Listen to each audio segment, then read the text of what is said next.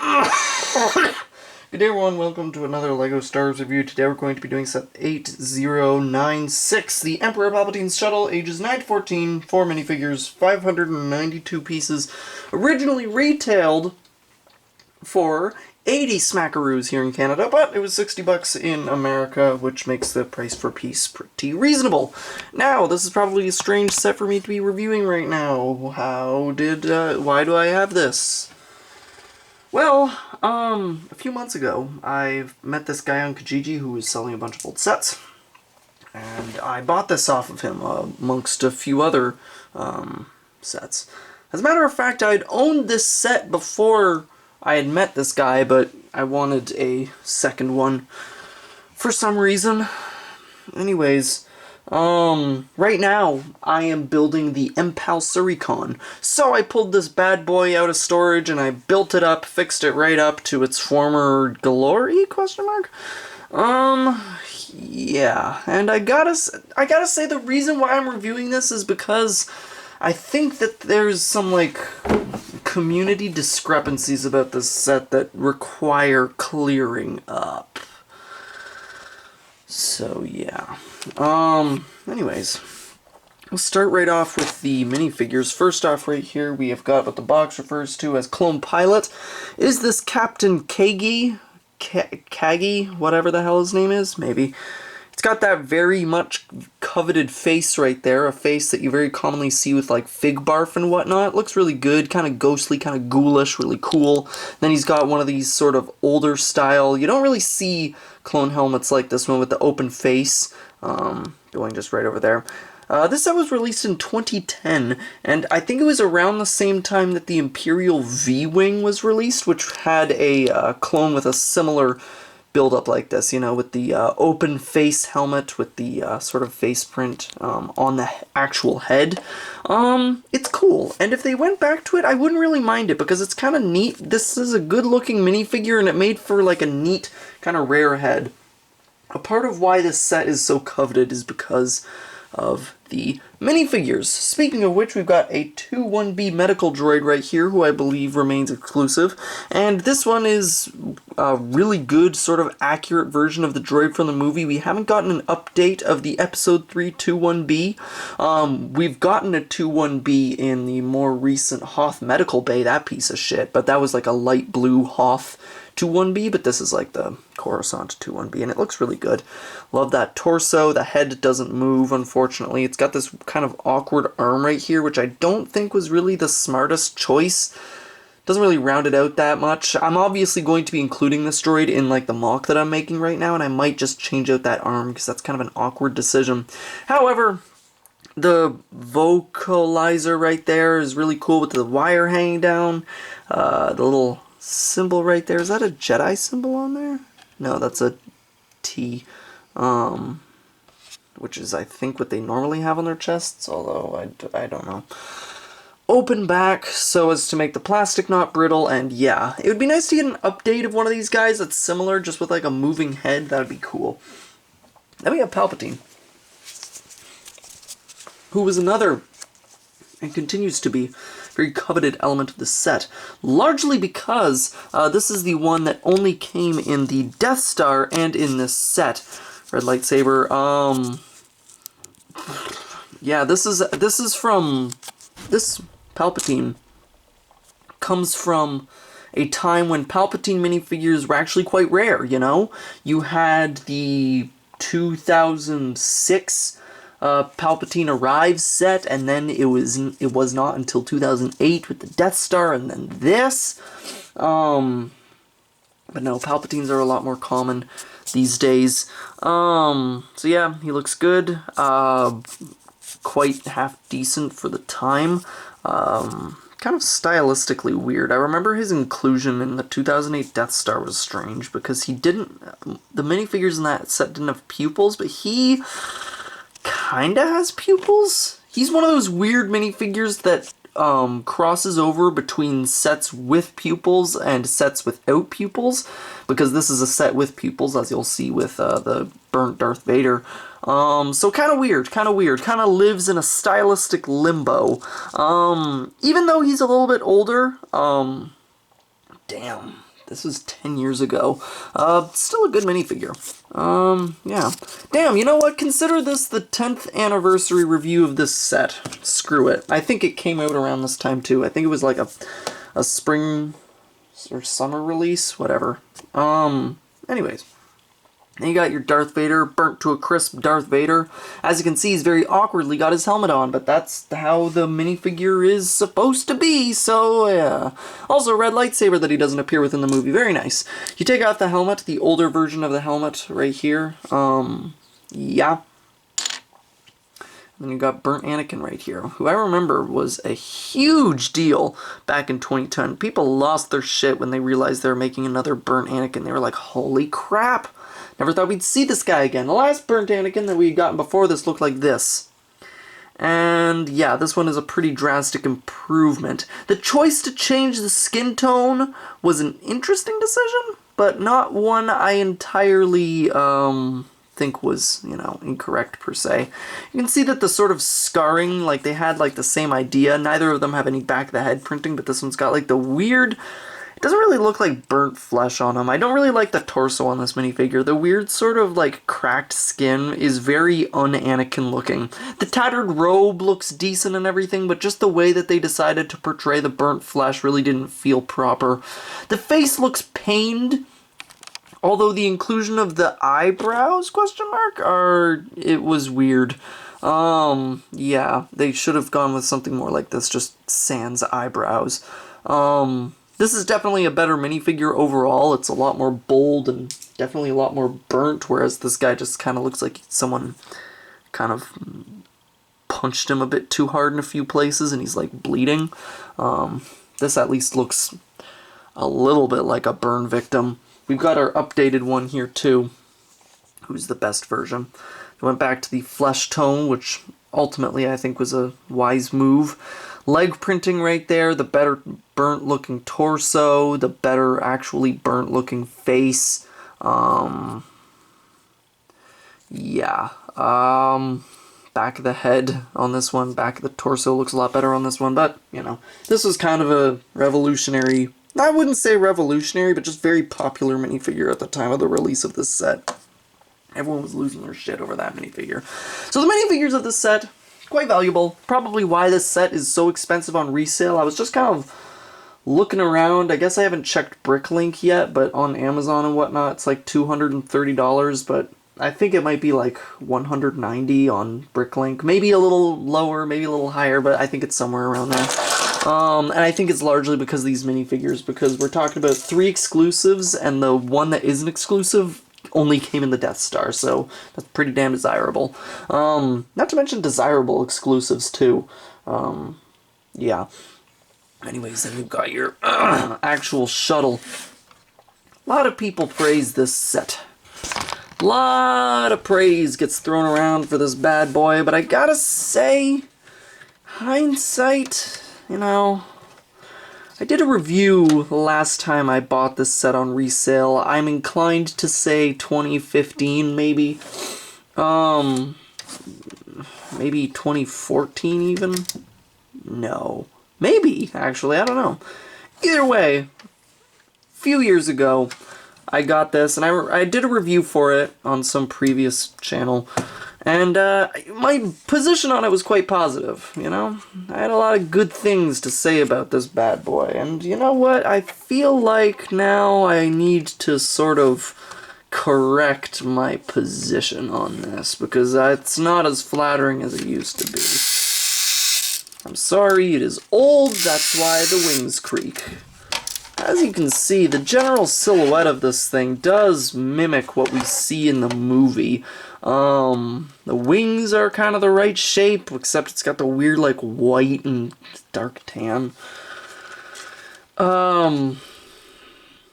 Again, top wing is accurate, except with a weird white placement. The coloration on this is strange. They made some strange choices on this one, and it's kind of showing its age, unfortunately. It's 10 years old, and it sure as shit feels like it. You know? But yeah, So it looks like the thing generally from the movie, like, in terms of silhouette, but upon, like, closer looks, you realize that there's, like, some weird stuff going on. This, I would say, is a good angle, except you've got this big, ugly freaking patch up here of just, like, not, like, anti-studs, which is so ugly. You got this side of the top wing, which honestly is just studs, and it doesn't really look that much better. Like, it's not that much of an improvement.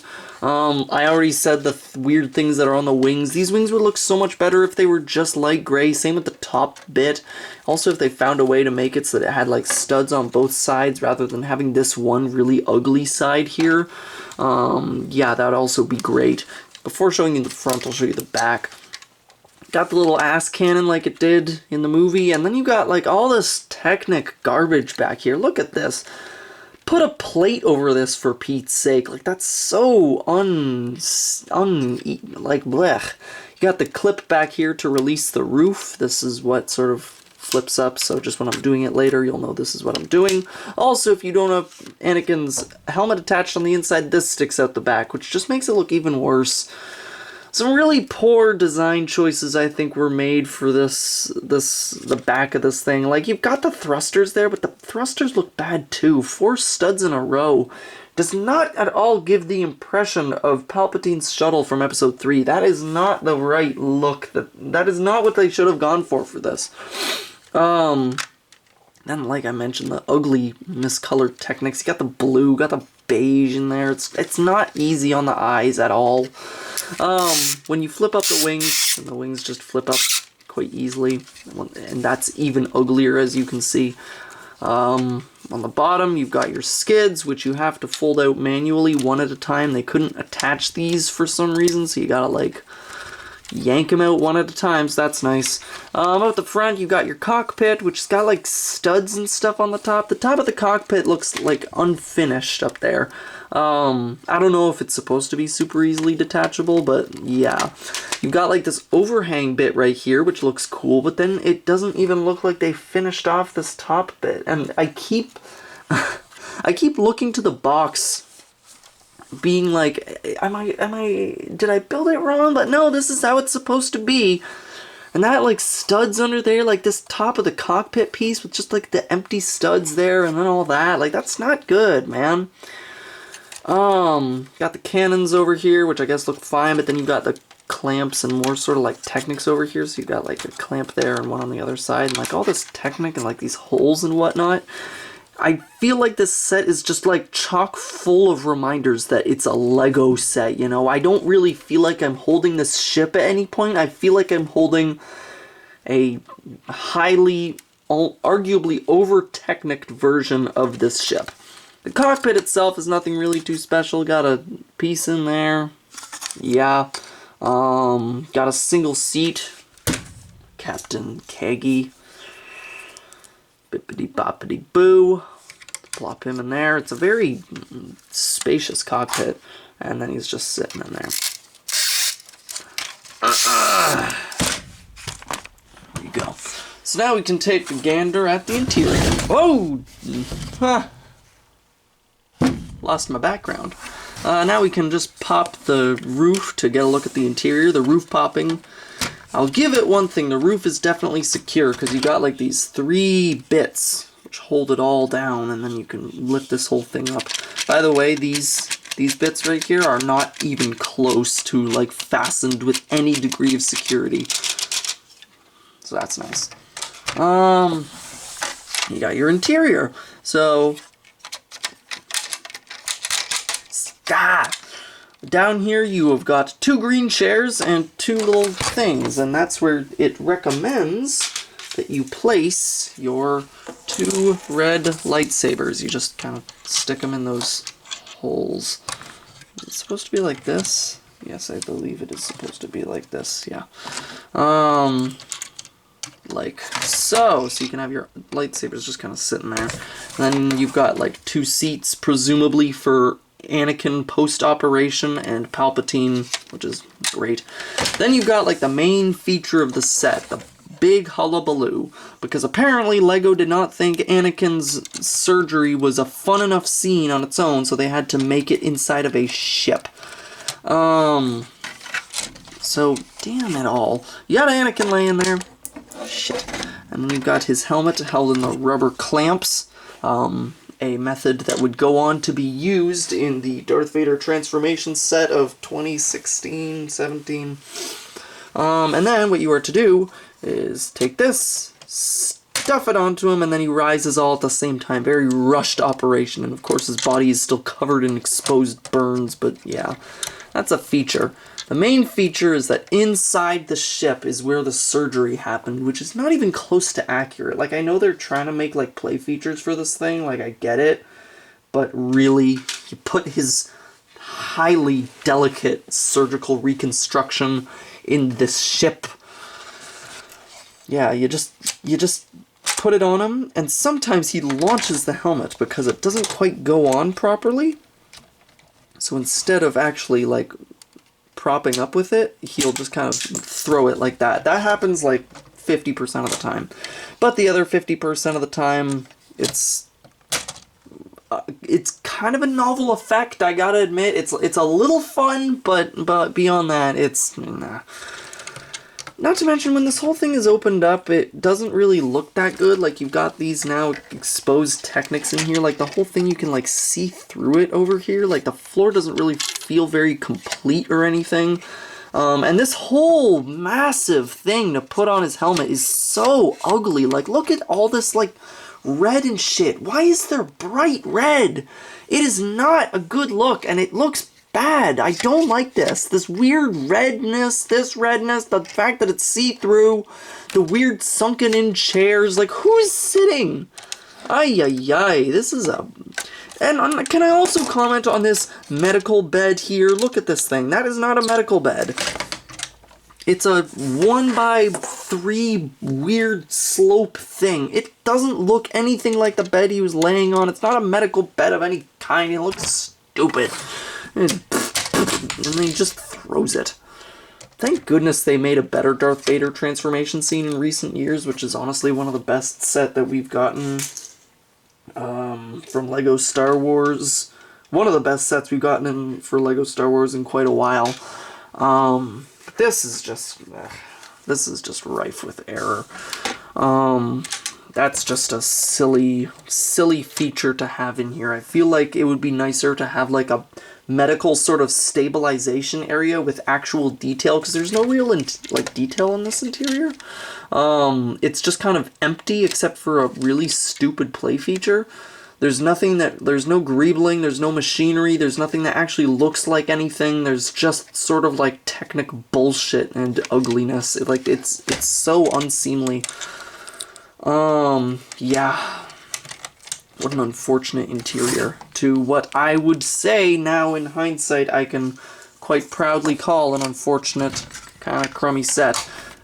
Price for Peace on this was good. It was fair, it's what it's supposed to be, but the set itself is rife with problems. The play feature is stupid and does not belong here. The actual ship itself is covered with aesthetic problems that are quite glaring. This looks horrible, all this over here. The thing, all the Technic shit at the back, like, look how ugly all of this is. Like, it's got problems. This thing has got problems, and I don't think that it deserves to be remembered as fondly as people remember it. Everyone has this delusion that this was some sort of great, fantastic set that is so requiring of remake. We need this set again. I feel like one of the people that really likes this set is The Empire. He's a LEGO Instagram user, and he's pretty dumb, and he really likes this thing for some reason, and I do not get it. It is not a good set by any means. By any means. Its play feature is inaccurate. Its interior is butt ugly with all that freaking red and lack of greebling. The ship itself, it looks incomplete at best. Yeah. This was a misstep. And it kind of sucks, because I have really fond memories of enjoying the set and being like, haha, this is fun! But But now, I look back on it, and I'm just like, oy vey, what was I thinking? Nah, this ain't no good. Anyways, that's really all I've got to say about this one. It has aged poorly, and I think that it would be nice to get this set again. You know, I think it would be really cool to see what LEGO can do with an Emperor Palpatine shuttle today, but I doubt we'll ever get it, at least within, like, the next few years. But maybe we will, I don't know. Regardless, I think that this needs to be remembered with a pinch more honesty. I think if people would just look back on this one with just a little bit more of, like, a critical eye, I feel like that would be, I feel like that'd be good, because then people would realize that they're praising something that fucking sucks. It's not good. It's not good. And honestly, if you're thinking of going online and buying it for around like $200, which is my guess of where it's at right now, seriously consider just for a moment, you know, reconsider, I would say. If you're going in for the minifigures, you know what? I can understand that. This is a nice exclusive little array of minifigures, but the set that they belong to is unfortunate, to say the least. That's really all I've got to say about this bad boy, and I will catch you folks on the flip. I might do a review of my MPAL Suricon once it's done, assuming it doesn't fall over and explode like the first light. But we'll see. But we will see. I did so much research the other day. I was like scouring the internet to find mocks of the MPAL Suricon. No one's ever done it. No one's ever done it. Probably because you can only ever you see the building for a grand total of 13 seconds in the movie, the exterior that is, and I feel like, I guess no one's found it significant enough yet to build a proper LEGO version. And you know what, that's cool. I'm getting the same joy out of this as I got from the first light, which is making me wary. You know, it's like, damn, no one has built the MPAL Suricon before. No one has built it properly. This is my chance to shine. This is my moment.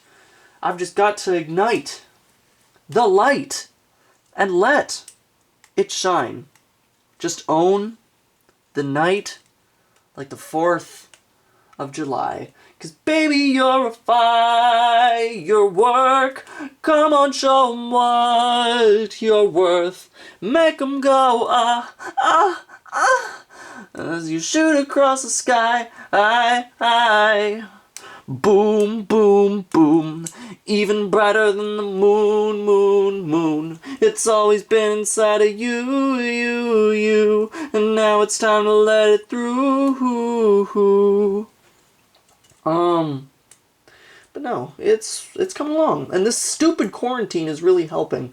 Dumbass assignments keep getting in the way, and teachers just be like, oh, have 8 gazillion peer-reviewed cited sources to your assignments. I'm just like, I literally just want to build this stupid Star Wars hospital. Leave me alone. School from home sucks. It's so goddamn boring. It's so boring. It's even boringer from home.